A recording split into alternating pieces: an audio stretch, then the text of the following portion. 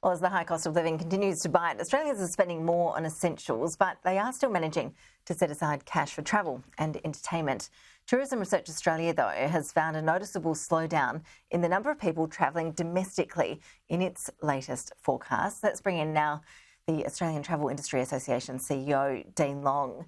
Dean, we did see, didn't we, an initial boost in domestic tourism once state borders opened up, but now it sounds like Australians are keener to catch up on their international travel and spend those tourism dollars abroad. What sort of impact is that having on local operators? I think it's really important that we acknowledge the boom that the domestic tourism industry has had since reopening. It has been a record spend on domestic tourism. What we're seeing now, though, is that return to those pre-pandemic really consumer patterns, which is a lot of international travel, people looking to connect with families, looking to experience those great international destinations that we visited for many, many years. So it's not surprising that it's come off, but it will have an impact on a lot of regional domestic tourism operators that have experienced a higher level of demand than what they historically have had. And what sort of trends are we seeing in the international visitors space? Are people choosing to come to Australia? Where are we getting our travellers from, and where are they wanting to go in Australia? Yeah, for Australians, they're looking for some amazing destinations, and we've started to see some changes in patterns in where Australians are wanting to travel to. We've got Fiji up 10% on pre-pandemic levels. Greece and Italy were two destinations that Australians travel to more than they were prior to the pandemic.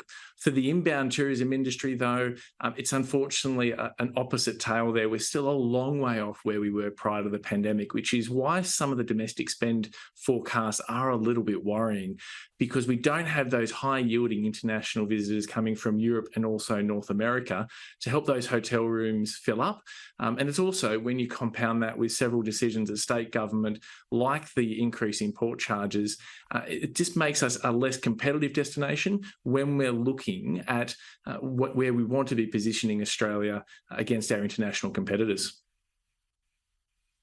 Dan, we are creeping up to that crazy Christmas travel period. We all remember those scenes of long queues around airports and lost baggage that became pretty familiar in recent years. What's your expectation as to how airports, how the country is going to handle that busy week, particularly leading up to Christmas?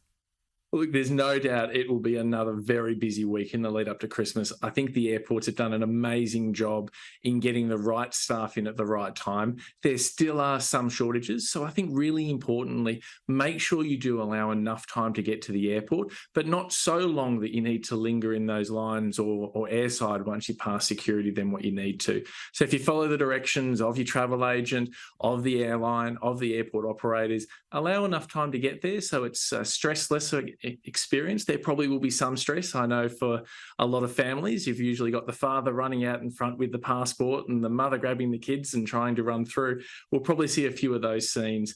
But the airports have done a good job. What we do need to see, though, is the airlines' cancellation rates continue to drop.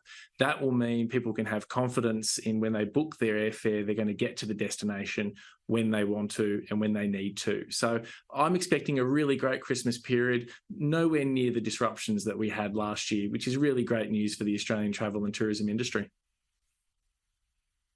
Stress less, very good advice in the lead up to Christmas. Dean Long, really appreciate your time. Thank you.